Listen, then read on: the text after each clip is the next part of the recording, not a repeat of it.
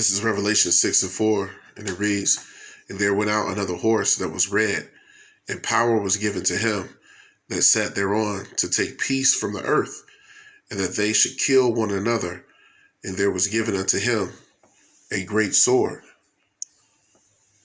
At least 3 people were killed on Sunday in a shooting at an Austin, Texas apartment complex in what was the second shooting in the United States in one day involving multiple victims.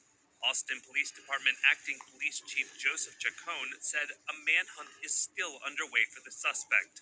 Our suspect, at this point, we think we know who it is. He is tentatively identified. Male, 41 years of age. He's described as being 5'7" with an average build. He's wearing a gray hoodie, sunglasses, and a baseball cap. The shooting occurred near a popular shopping area in the northwest part of the city, startling local residents. I'm a little worried just because, we know a lot of our neighbors and our dogs were here and everything, I guess it's our neighborhood, so that's really scary. Officials noted that while the suspect is still at large, the shooting appears to be a domestic, isolated incident, and there appears to be no risk to the general public. 1,200 miles away, another shooting rang out early on Sunday morning when a gunman opened fire at a bar in Kenosha County, Wisconsin, killing 3. The violence comes as Americans are already on edge after a spate of deadly mass shootings in the United States over the past month. All right, shalom to the hopeful elect of the nation of Israel. This is Brother Sakallah coming back with a quick lesson of the Spirit. Lord willing, this lesson is edifying for those that have eyes to see and ears to hear. Before I get started, I want to give all praises, honor, and glory, them Yad, always to Yahweh, by Hashem Yahushai, by Hashem Rakak Wadash. Double honor to the elders and apostles who labor faithfully in His truth and are the true teachers of Israel today. Peace, love, blessings, and salutations to the hopeful elect, Habayath Madamadah. The brothers laboring to make the call of election sure, day in and day out, helping still the elect of the nation of Israel, and to the Akim and Akwathim who also listen and believe on Yahweh Shem Yahushua. To you I say shalom as well. So shalom to the hopeful elect. I'm going to jump right into it. I'm not going to make this video very long at all.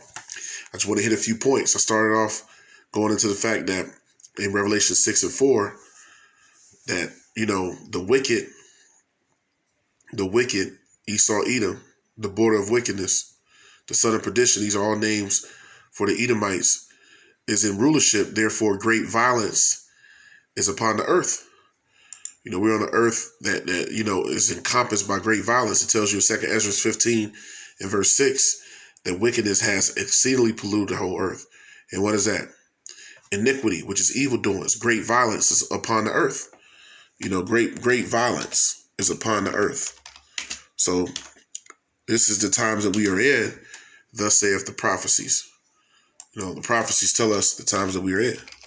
The scriptures tell us in 2 Ezra 9 to measure the times diligently, within themselves. And we do that through what? Through the prophecies. So now, another quick precept going into, before I get back to Revelation 6:4, it's all through the Spirit. Matthew 24 and 12. So great violence is upon the earth in these last days. Matthew 24 and verse 12, it says, "And because iniquity shall abound, the love of many shall wax cold." So the love of many is wax cold. People don't have love for nothing because wickedness, once again has exceedingly polluted the whole earth.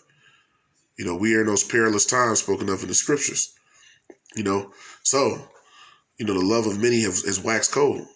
That's why you see murder, death, and destruction. All these things are just going to continue to ramp up because great violence is upon the earth. So now, let's go back to Revelation 6:4. It says, "And there went out another horse that was red," and that's speaking of Esau, Edom, having power on the earth. And power, and that power that he has was given unto him from who? The Most High, that sat thereon to take peace from the earth. Job 9:24, the earth was given into the hand of the wicked. So what has the wicked done? The wicked has done his role, which is take peace from the earth with his power. Not bring peace to the earth, not to proclaim the Most High, not to be righteous, He's come to be what the Lord created him to be, which the Lord said that he's his sword. The sword, the wicked is the sword of the Most High. It says to take peace from the earth, that they should kill one another, and that there was given unto him a great sword. So this great sword that he was given, really, we can go back to the time of the Maccabees and show when this great violence, came into the earth. There's always been some form of violence on the earth, but it said great violence, and that sword was given unto the wicked. This is the book of First Maccabees 1 and verse 7, going back to the time of Alexander the Macedonian. He's known in history as Alexander the Great, Alexander the Macedonian, Alexander the Greek. Here it is, First Maccabees 1 and 7. And it reads, so Alexander reigned 12 years and then died. So this is what happened after he died. He reigned 12 years and he terrorized many nations on the earth and got great gains for the Edomites on the earth. Most of the inhabited world, they ruled. Once again, First Maccabees 1 and 7. So Alexander reigned 12 years and then died. So he reigned 12 years on the earth and then he died. Now, why is that important? Let's continue the show. Verse 8. First Maccabees 1 and 8. And his servants bear rule every one in his place. And after his death, they all put crowns upon themselves. So did their sons after them many years. And evils were multiplied in the earth. Don't that sound the same as Revelation 6 and 4? It says evils were multiplied in the earth. This is showing the rule of the wicked, starting with the Greeks. Going back from the Greeks to the Romans, from the Romans on down to the French, to the English, the Spanish, etc., on down to America. So this is Revelation 6 and 4.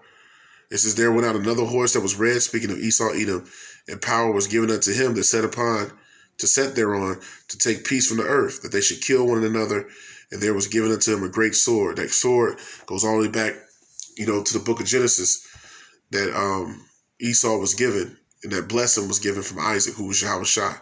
So now, here we go. First Maccabees, it says the same thing. Evils were multiplied on the earth. So now we see great violences on the earth. The love of many have waxed cold. The love of many have waxed cold. Meaning people don't have no heart for humanity no more. There's no love of mankind. There's no love. Only thing that people love now in this world is money and materialism, and wickedness. That's why the love of many have waxed cold. Psalm 140 and 1, or Psalm of King David. It says, deliver me, O Lord, Yahweh, from the evil man. Who is that evil man? The wicked that reigns upon the earth. Job 9 and 24, the earth is given into the hand of the wicked. Malachi 1 and 4, the border of wickedness, the Edomites. So King David was praying to be preserved from the wicked. It says, from the evil man, preserve me from the violent man, which imagine mischiefs in their hearts. See, they always imagine wickedness in their hearts. It tells you Malachi and Micah 2 and 1, that they basically, they imagine these mischiefs and evils upon their beds. They're constantly thinking the ways to do wickedness upon their beds. Psalm 142, which imagine mischiefs in their heart, continually are they gathered together for war. And what is that war? To conquer, because it says also in Micah 2 and 2 that they covet fields and take them by violence, showing you that they always are gathered for war, and that war is to destroy and to conquer. Verse 3, they have sharpened their tongues like a serpent. See, they're that snake going back to the garden, which is the seed of the wicked, likened unto a snake. Adder's poison is in their lips. Salah says, meditate on this. Keep me, O Lord, from the hand of the wicked, which is the Edomites, the wicked of the earth. Preserve me from the violent man. He is the violent man of the earth, who have proposed to overthrow my goings. Now, why is that important? The violent is always proposed to overthrow the goings of the righteous. So let's get another precept. This is the book of Psalm 58, starting at verse 1. And it reads, do ye indeed speak righteousness, O congregation? Do ye judge uprightly, O ye sons of men? So do these Edomites and the wicked, do they judge uprightly? Or are they a righteous people? No, because they don't have the law, statutes, and commandments, nor do they follow the actual righteous judgments and the righteous way of ruling according to Yahweh Shem Yahushua. They don't follow that. So no, they don't judge uprightly. Psalm 58:2. Yea, in heart ye work wickedness. Ye weigh the violence of your hands in the earth. So the violence in the earth is, if you weighed it, the wicked far, and by and large, has, the most violent track record of all people on the earth. The Edomites do. I'll read it again. Psalm 58:2. Yea, in heart ye work wickedness. Ye weigh the violence of your hands in the earth. So the wicked's violence in the earth is unmatched. Verse 3, Psalm 58:3. The wicked, the Edomites, are estranged from the womb. They go astray as soon as they be born, speaking lies. That's what the scriptures say. No man can make straight what the Most High has made crooked.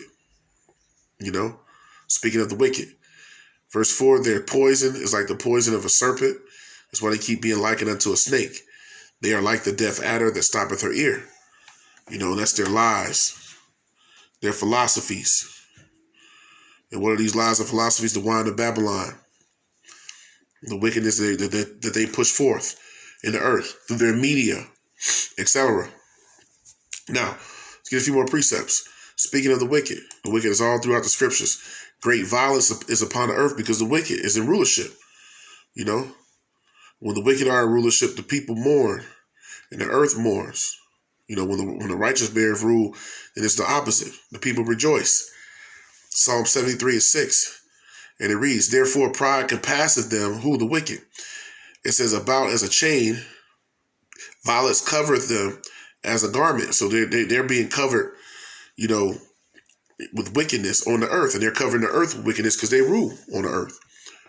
So it says, violence covereth them, the wicked, as a garment. They wear violence like it's clothes. So they're always thinking of ways to continue and push forth wickedness on the earth. Because the wicked is in rulership. Continuing on, Numbers 35:33. And it reads, so ye shall not pollute the land wherein ye are. For blood it defileth the land. So when you go and start killing people mercilessly, shedding innocent blood, the scriptures say blood defiles the land. Continuing on, and the land cannot be cleansed of the blood that is shed. So all the blood that's been shed by the children of Israel and all the wickedness that the wicked has done on the earth, that he's not been repaid for. No one has charged him for his crimes. And the blood cannot be cleansed of the blood that is shed therein, but by the blood of him that shed it. So the blood of him that shed it, he got to get his blood shed. Revelation 13, it tells you, in 10, that he that leadeth into captivity shall go into captivity. And he that kills with the sword must be killed with the sword. So the blood that's shed got to be shed in order for it to be righteous recompense from the Most High. The scriptures tell you it's a righteous thing to recompense tribulation of those that trouble you. So for all the troubles that the nation of Israel, has had, and the earth for that matter, but first and foremost, starting with the apple of the Most High's eye, the children of Israel, is going to be recompensed double for all the wickedness that they've done. So great violence is upon the earth because once again, the wicked is on the earth. That's why, as we read it in, through one of the precepts in Matthew 24, that the love of many is waxed cold. The love of many is waxed cold because the wicked has done nothing but multiply evil on the earth. So now let's see if we can get another one and close it out. This is the book of Revelation 18, starting at verse 20, and it reads, and this is the fall of Babylon. Rejoice over her, thou heaven, and ye holy apostles. So it's the time when the nation of Israel that's awakened to this truth, are to be rejoicing. Why? Because this is the fall. The scriptures say greater is the end of a thing than the beginning thereof. So the fall of Babylon is a beautiful time. Rejoice over her, thou heaven, and ye holy apostles and prophets. For the Most High hath avenged you on her. So this is the vengeance of the Lord's temple. The Lord said that he was going to avenge, and he was going to avenge his elect speedily. He said, behold, I come quickly. So we know Yahweh's arrival, for redemption, and salvation is near. Verse 21, and a mighty angel took up a stone like a great millstone, which is symbolic of the missiles, and cast it into the sea, saying, thus with violence shall that great city Babylon be thrown down. Thus with violence shall that great city Babylon be thrown down, and it shall be found no more at all. So this is going to be the end game, but we're seeing that violence being perpetuated more and more in Babylon in these last days. And why is that? Because the wicked is bearing rule. And this is prophecy of how the wicked will fall. So with that, I hope that was edifying. Barakatah Yahweh, Ba'ashem Yahushai, Ba'ashem Rakakwadash. Double honor to the elders and apostles. Peace, love, blessings, and salutations to all the brothers doing this work and pushing this truth on the four corners of the earth with all truth, righteousness, and sincerity. Help us seal the elect of the nation of Israel, and to the Akim and Akwathim who also listen and believe on Yahweh Ba'ashem Yahushai. To you I say Shalom.